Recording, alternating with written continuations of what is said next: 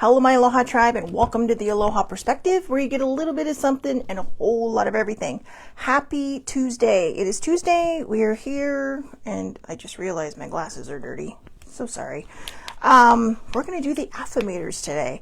I'm excited. It's been a while since we've done those because, there were so many projects in my book I totally forgot about. I'm going to have to come up with some more because, the affirmators are the fill-in cards. But I also think that they give us some good advice, right? So, this is the Love and Relationships deck, but don't just, it's not just for love and relationships. This is for everyday life. All right. I think it's just a way of, making more boxes. And it's great because when you really stop and think about it, in love and relationships, a lot of these things are definitely required, but they're also things that we can spread into our normal lives. And don't forget, relationships can also be, family, friends, people you're close to. So there you go. Let's see what today's card is. Teamwork. Oh, that's cute. Except the ants. We got a teeny ant problem right now. Teamwork. Why is this falling over? Sorry. Teamwork. Teamwork makes the dream work. But look, they're all playing Jenga. That is hilarious. So remember, just as a reminder, these are these, what is they called? Interpersonal wisdom that'll last a day. Maybe a lifetime. But the cards to help you help yourself without the self-helpiness. So there you go. They're tongue-in-cheek. They're tongue-in-cheek. So teamwork. I'm determined to be a good teammate in all of my relationships. If we disagree, I'll resist the urge to place blame and look for a way to solve the problem together.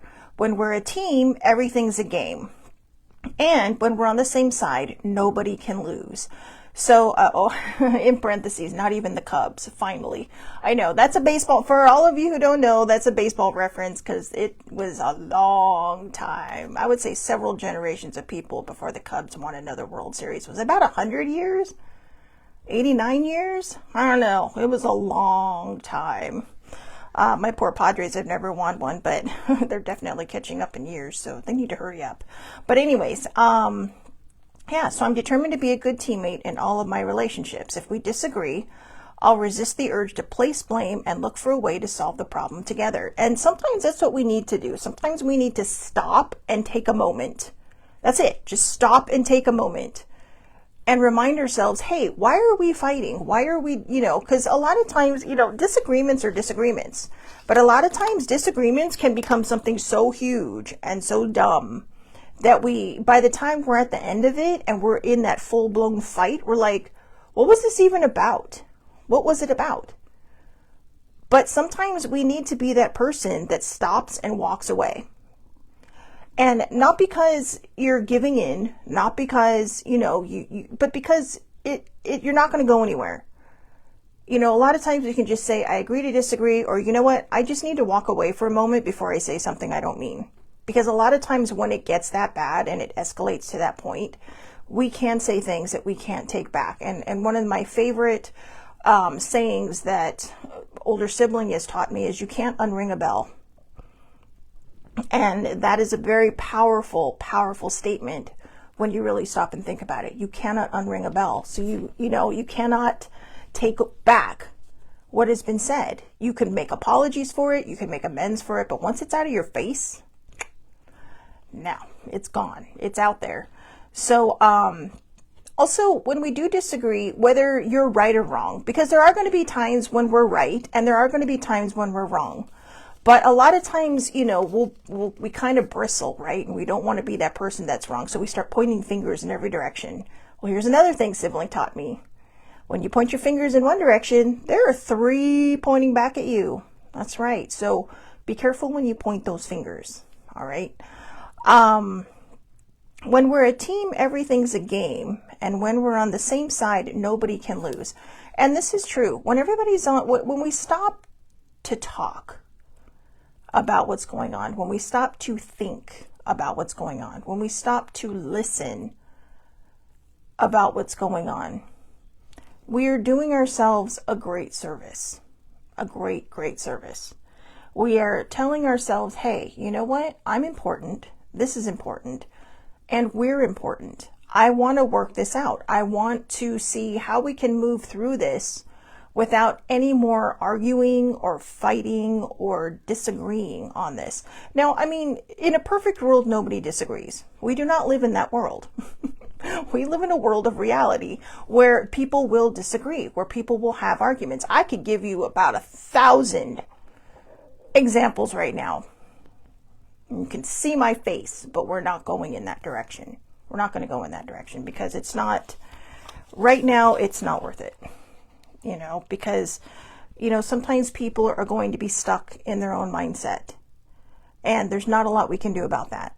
But with everybody else that we can work on things with everybody that we can work through things with, I think it's beneficial for us to know that we can work as a team.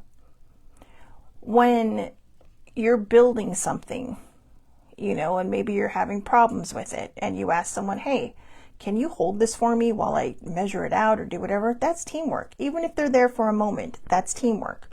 When, oh God, there's just so many examples. It's kind of like blowing my mind, and I'm still kind of in that haze from that headache I had the other day. That's how bad it was. But no, long story short, this is, you know what? I just realized I'm trying to make the show longer than it needs to be today. With the affirmators, sometimes they're so to the point, they don't need any explanation. And this is one of those times, you know, it's as simple as teamwork makes the dream work. When, you know, if you're a very spiritual person, you might turn to if you're a person of faith, you might turn to your higher power. If you're a spiritual person, you might go out into nature. And even that is teamwork. You know, nature's working with you, whether it's the trees, whether it's the birds, whether it's all the little sounds that you're hearing out there, or even just the wind and the sun just kind of kissing your cheek and blowing through your hair.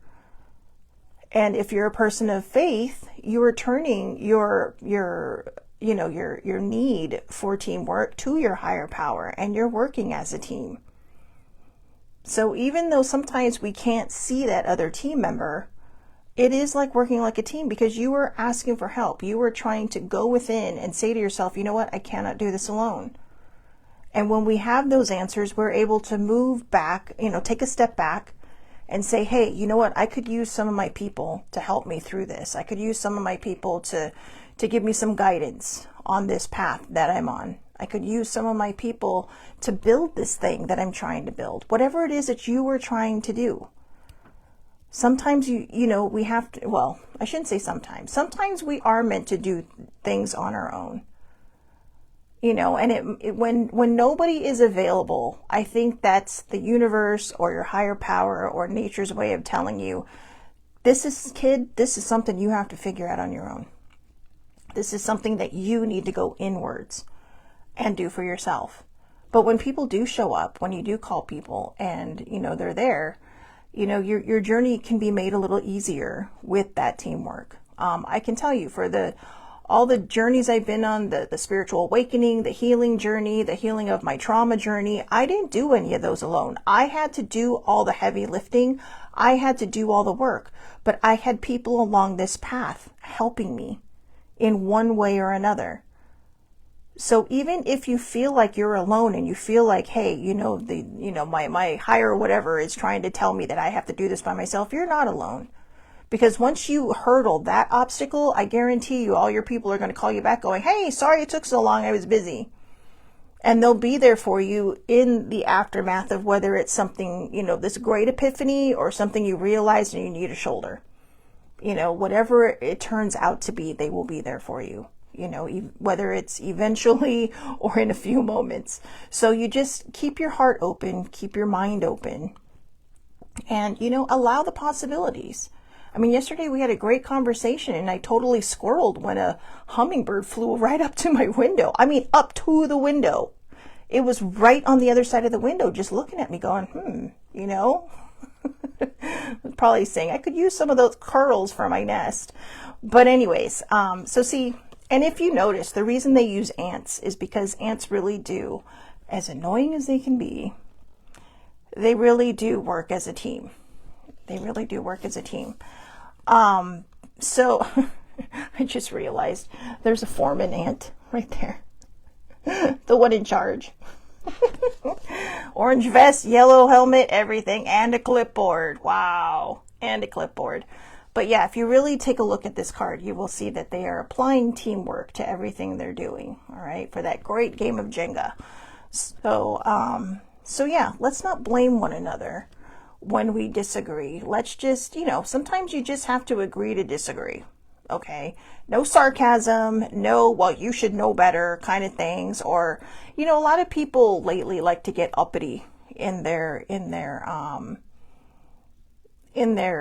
quest for being right. And I don't mean like, uppity in the sense that, oh yeah, well, but I mean, they make shit up. Seriously, just make shit up. Or they expect everybody to feel the way they feel. And that's not life. That's not reality. No matter how peaceful this world is, or not now, obviously, but no matter how peaceful this world could possibly be, is what I should say, there's always going to be someone who disagrees, and there's always going to be that I agree to disagree. But like I said, the key to that peace is saying, you know what, I see your side, I don't agree, but hey, let's go have coffee. Let's go do something else. That's a subject that's behind us now. It's our ability to recognize the potential escalation in things.